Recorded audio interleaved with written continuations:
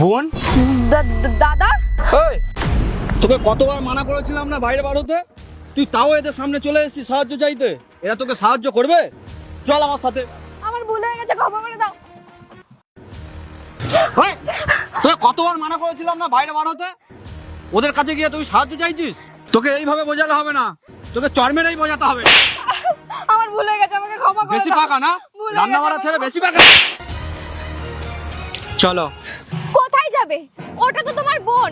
ওই ছেলেটা তোমার বোনকে ধরে রাস্তার মধ্যে মারছে আর তুমি চোখ বন্ধ করে চলে যাবে? চলো আমরা গিয়ে বাঁচাই। কেন বাঁচাবো? ওর ভুলের সাজা পাচ্ছে, পেতে দাও। চলো। বুবাই, আমি মানছি ও তোমাদের সাথে অনেক ভুল করেছে, কিন্তু ও তো তোমার বোন। তুমি এরকম অবস্থায় ওকে ছেড়ে চলে যাবে?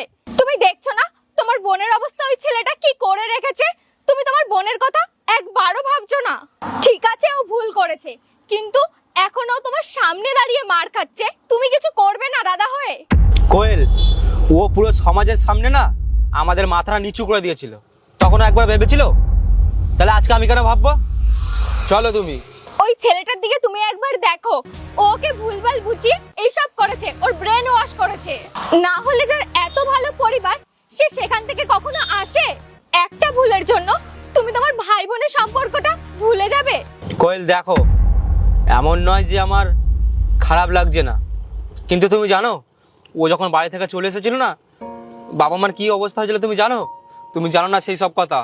আমি মানছি সেই সময় আমি ছিলাম না, ও তোমার পরিবারের অংশ, আর তোমাদের পরিবার মানে আমারও তো পরিবার।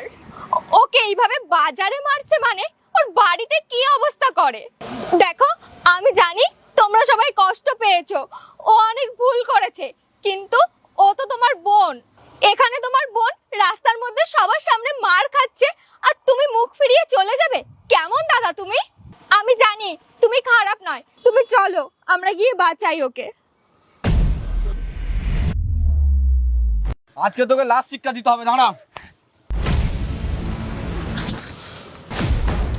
আর একবার যদি আমার বোনের গায়ে হাত দিস না, তোর এই হাত আমি ভেঙে দেবো।